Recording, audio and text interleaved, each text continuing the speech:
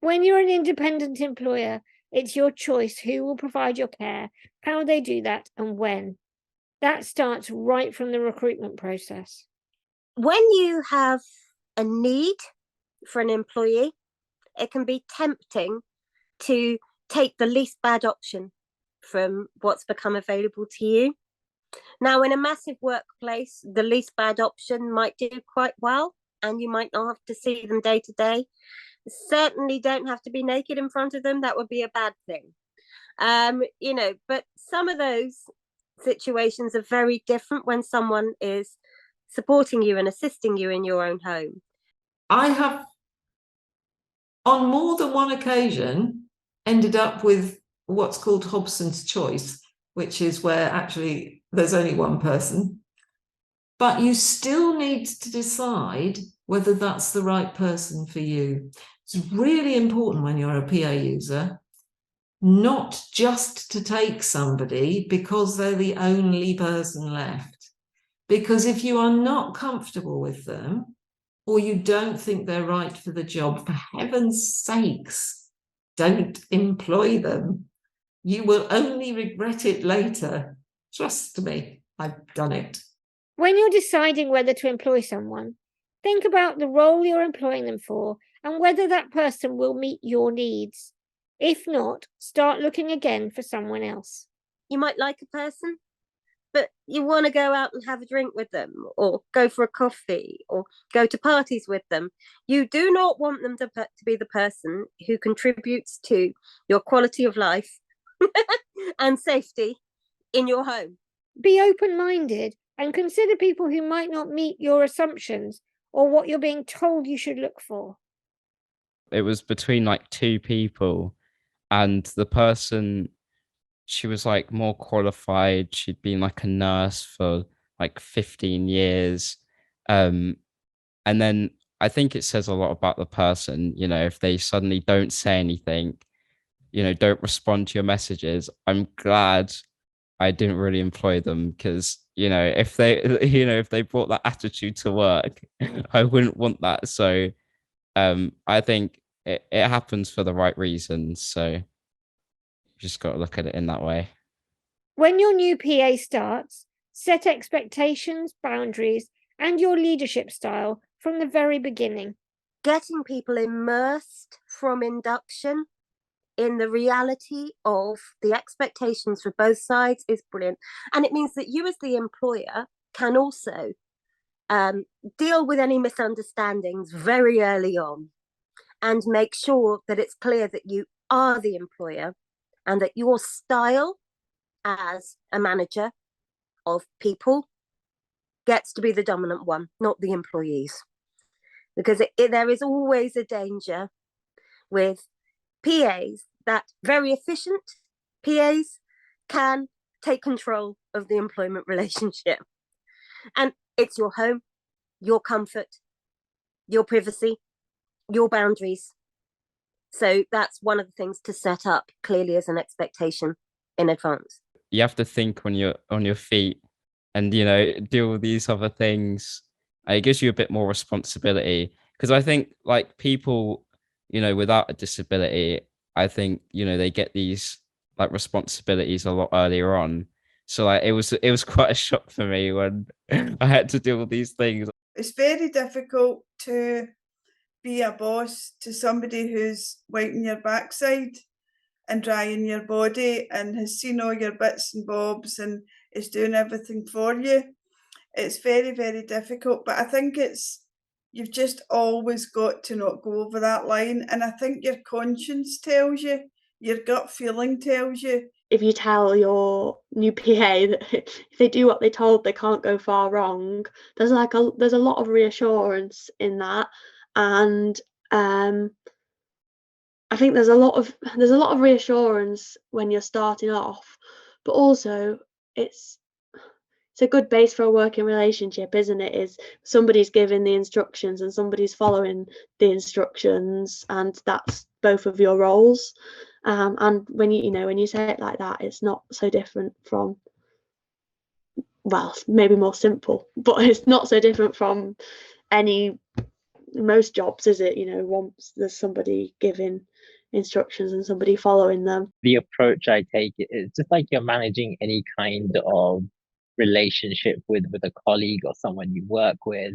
It's where you want it to be personable and warm and empathetic, but also with a certain professional divide and respect to it. We are so dependent on other people that we feel bad when we have to be the boss and not the friend.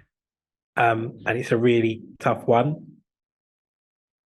I think if someone's made a genuine mistake or a genuine accident, have a friendly conversation about it. Don't make a big deal about it. If someone's behaviors and constant values are not aligning and working, so like there are things that are repeatedly happening which mean it's not working for you, I think it's really important to document it down. So you've made a note of it yourself, and then have a discussion with that person, and that discussion shouldn't be out of the blue. They should know that something's happening as well. Being respected as and valued as an individual, I knew that my employer was interested in making me feel comfortable in the same way that I was interested in doing the best job that I could for them. And that creates a comfortable working relationship, in the same way that I would expect them to, give me clear communication about what they needed. I knew if there was something that I needed in order to do my job well, if I shared that, then we could figure something out. You can be really friendly with your PAs. You can be supportive. You can have a brilliant working relationship with them. But there's a really good reason why the law does everything it can to disincentive your PA being your current partner or a very close relative. It's because you need there to be a power relationship in there. And hopefully most families don't have that.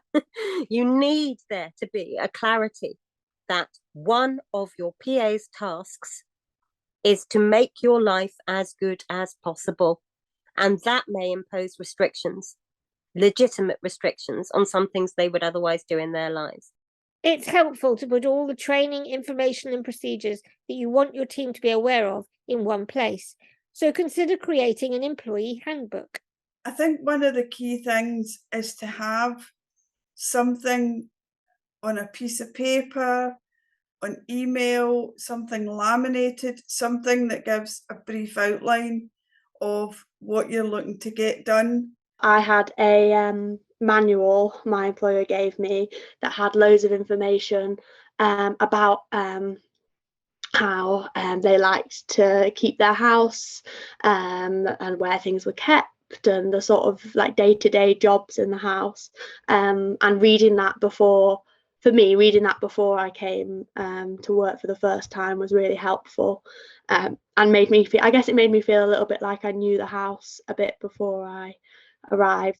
Have an employee handbook. It might be 2 pages of A4, but have an employee handbook. Here's what we do if we have a dispute. Here's how we manage grievances. And use the ACAS standard procedure, ACAS standard procedure, because that, yes, it's another PDF template, but it's clear, it's not written for lawyers, and it's designed to resolve disputes. Consider having a mediation clause in there as well, because it's never a bad thing to go above the bare minimum that employment law provides. Once you've got a healthy workplace running, going above the bare minimum in terms of terms and conditions of employment and how you deal with any disputes or any misunderstandings or any changes in needs, that's what protects you as the employer from finding yourself in a tribunal. It actually becomes quite a close relationship, and that's one of the things that can be tricky because you are still their employer and it is still a job. Some of it is in the balance of a professional and a personal relationship, and I always knew that although I happened to get on very well with my employer and they've made on like on maybe a more personal level as well, that they took their role as an employer very seriously, and our rights as employees very seriously. Because I get on with all my PAs, and they're part of my life, and they, it's inevitable that they will know things about me that other people won't know, and that can be a difficult distinction to maintain. That they are, the line between friendship and an employee. You find an understanding that works for you. Like, so some friends who use PAs, like the PA probably has a more social, like friend-like relationship with them. Whereas I'd probably say with my PAs, it probably is a little bit more professional. Like for me, my family, friends, my loved ones are there to be my family, friends, and loved ones. And there is a degree of separation. Like PAs are there to support me with my family and like personal life. But I sort of try to keep the two somewhat separate. There are advantages to having trusted PAs who know what to do without being told. So make it clear when you want them to take the initiative and when you want to instruct them directly. My PAs, they can do things without me coming to ask. So that's nice, because then I, can save my energy and my voice and having to, give instructions all the time. If people are new, then there's more direction needed. But yes, I think trying to establish that when I want to do things differently, maybe, or change the usual system, maybe alter the order of things, then I have to be clear and, whether choose the right moment to say. Again, it comes back to communication and not being afraid to say things or to point something out. Usually it's well received, and sometimes I do explain a little bit more than I should about, sometimes I want to do things in a different order, and it's not because I'm picking things or being fussy, but, there was usually a reason behind why I do what I do. So yes, I have to just be assertive and say things when they need saying. I'm giving them the guidance or the telling them what I want to do, and providing it's within reason. I think that's the nature of the job. So, but equally, if they think there might be a better way or an easier way of doing so, that's fine for them to suggest that. But they don't make my decisions for me. But they need to have in the back of their mind, I guess, my health and well-being. So, for example, going out on a wet, cold day without a coat, yes, I could make that choice. But what you really need is them to kind of be thinking like, I know you don't need your coat now, but I've chucked one in the car for you. And I know you don't want them to think for you, but in an element, as a disabled person, we have so much to think of, including employing them. So they need to be really, I think the biggest success is being in sync. By fostering respect, your PAs will work with you to promote your independence. Encourage your PAs to practice empathy and to understand how they could unintentionally limit your independence by taking over too much control. I always say to them, if I come into your house and started doing stuff for you, I said, I'm telling you, you wouldn't sit back and not say anything. I said, you'd be up at my side.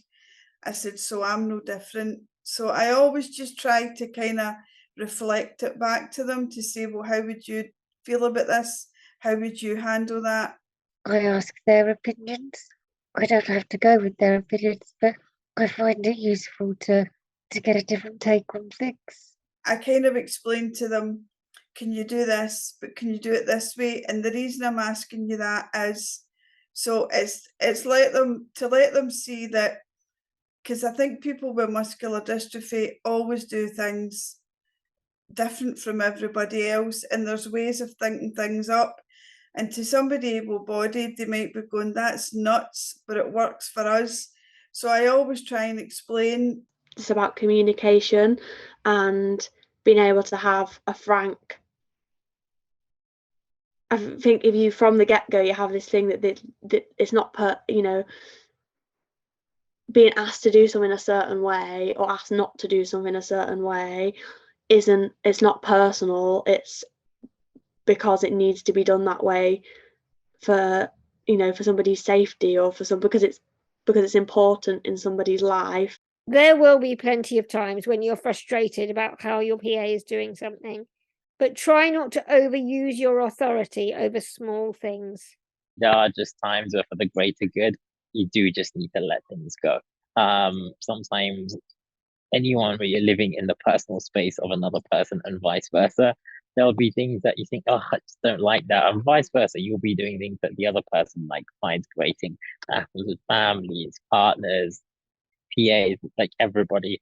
I think over time you sort of build that self-awareness of knowing what are the key things that are important to you that are just literally driving you insane.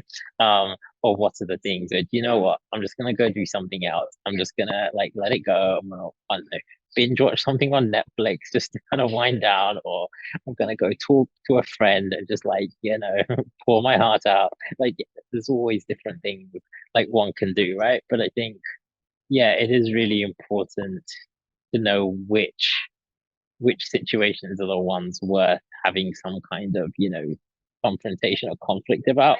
Where are some things that just, let it go. When there are repetitive tasks which your PA becomes familiar with and doesn't need step-by-step instructions for, it's important to establish whether you give your consent and when.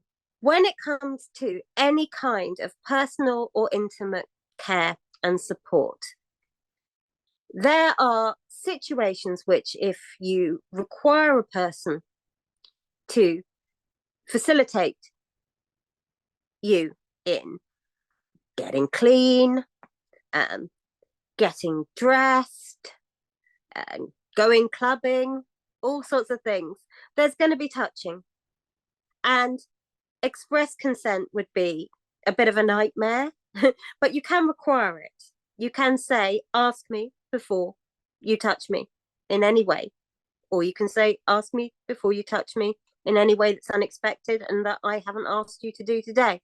Having a disability where you're reliant on somebody doing 24/7 personal intimate care, the fact that you have to have a shower and they do that for you, you've given them consent to shower you in the way that you've asked them to do it. They need to know what your values are when it comes to dignity, nudity, touching, because consent is all about having the most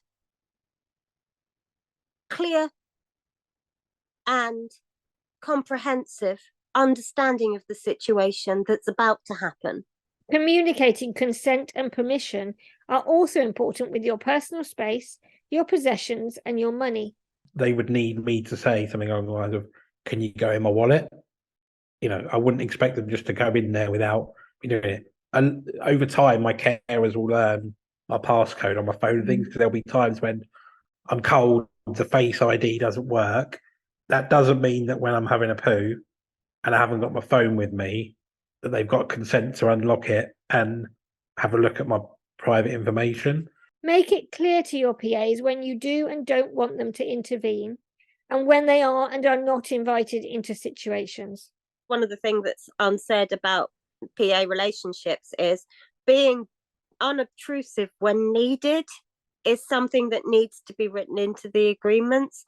And that's nothing to do with law. It's just to do with the intensity of that kind of workplace when it is your home, and you can't just say, right, it'll take me 5 seconds to get to the pub, I'll teleport there, and in the pub I can sit there, do everything I want to do, that unassisted in any way, and I can teleport back again whenever I feel like it. And because we can't do that, there needs to be dignity on both sides of the relationship and a lot of tolerance on both sides of the relationship. My carers have all got a code to get in my house, but they can't just, if I'm on holiday and they turned up to my house, I'd be like, what are you doing?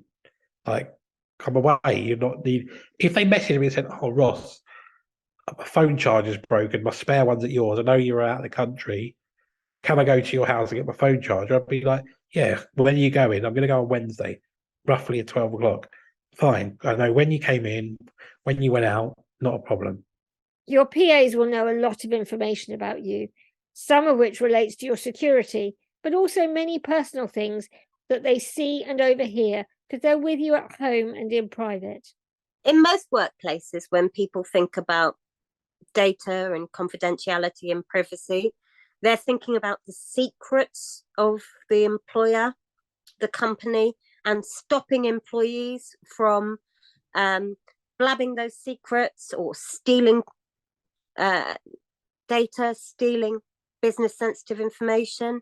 In your home, it's a very different situation because there are going to be various events where, because it's your home, you're behaving or speaking as yourself and not how you would speak if you were working in an office with relative strangers or frenemies.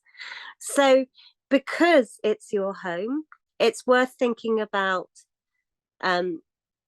clarity about not just data protection law, which tends to be almost every employer's obsession, but also privacy, personal privacy, and what about your workplace you would like to be confidential. Because people gossip about work, people chat about work, and unless the expectations are set in advance, it's very difficult to show that what was said in your home was confidential. People have to sign things, but the reality is it comes on trust, and you have to build up a certain canniness and savviness over many years to figure out whether you can trust that person. And again, I actually don't know whether there's a hard and fast rule of working out whether you can trust someone. Like, it takes time to figure that out. When you do trust your PAs, there are lots of advantages to having someone to help you with things that you want to keep private or secret. Obviously now I can surprise people like my parents and stuff like that a lot easier, because before it'd be kind of awkward, if I needed to order them a birthday present, it came through the door and it was on the floor. You might want to think about finding strategies for preventing your PAs from seeing, hearing, or reading certain things that you want to remain private from them. There was some things that I put in place, for personal care, for example. I have a little blanket that I can use, and that's how we started off. So I think there's things that you can change or adapt in certain situations to make it less awkward for both of you at the start. Opening my post, I will quite often look at the envelope. So I won't say to go and open the post without me. I say bring my post to me. If I can get a judge of the envelope, what it might be, I might say to them, turn it round, open it, and I might see the top of it and go, no, that's not for anyone eyes but me. I need to wait until my family are around before I can do something with that. Set out what are the reasonable expectations of privacy in your home. Set out what is it that might happen or might be discussed that you don't want an employee to tell anybody else about unless the law requires them to do so. So, if an employee finds out a murder plot or something, they can't be required to keep that confidential. That's really unlikely in this situation, but they may not realize, your PAs may not realize that they can't talk to other PAs about your children or what you have for dinner. And sometimes it's not particularly sensitive information, like things about our families or whether we wear clothes in our homes and when, or how long we spend doing any particular thing in our lives. Sometimes it's banal stuff that we actually would fight to keep confidential because it's personal. Because of the personal situations you'll find yourself in, it's helpful to take the lead on developing a rapport that will lead to trust. I think taking some interest in what makes your PA an individual and not just your PA, because I think that will make them a better, you'll find the things that also make them better as a PA for you. You might find that somebody's really good at something that actually would be useful for you, or you might find that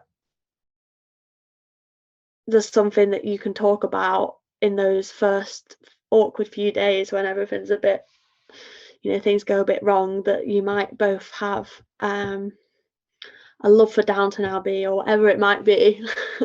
And all those things make, they make bus journeys and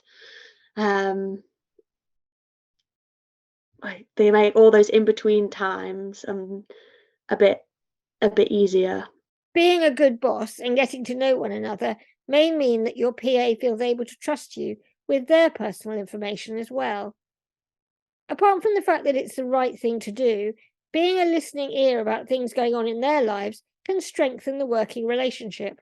I am available if they want to talk about it, but I would really like them just to give me the heads up, because actually as a PA user, it can be too easy to interpret what's going on as something about you, something about me, oh, she's cross with me, when actually she's just having a bad day. Find the good in somebody, find the skills they've got. Just say to yourself, I'm out my bed, I'm washed and I'm dressed, and try and just find the best in somebody, because if you keep looking for the faults, you'll find them. If you keep looking for them, and if you keep thinking about all the things about them you don't like, you're not going to help yourself, but try and find something in them. I think also that we had quite a good laugh, and I think that goes a long way, doesn't it? In especially when you're new and you're worried about getting things, you think, oh God, if I get this wrong, this is awful. And I suppose you quickly learn that it's all happened before, and as long as you try your best, and you have a bit of grace about it, probably very forgiving, and that, I guess, that makes a positive working relationship as well, I think. The formalities you'll need to maintain your autonomy and independence are an employee handbook and confidentiality agreements. You need to think about your must-haves in a PA, what your management style will be, how you'll build the professional relationship during induction, how you'll give instructions and communicate consent, when you want your PAs to offer their opinions, and how you'll protect your privacy.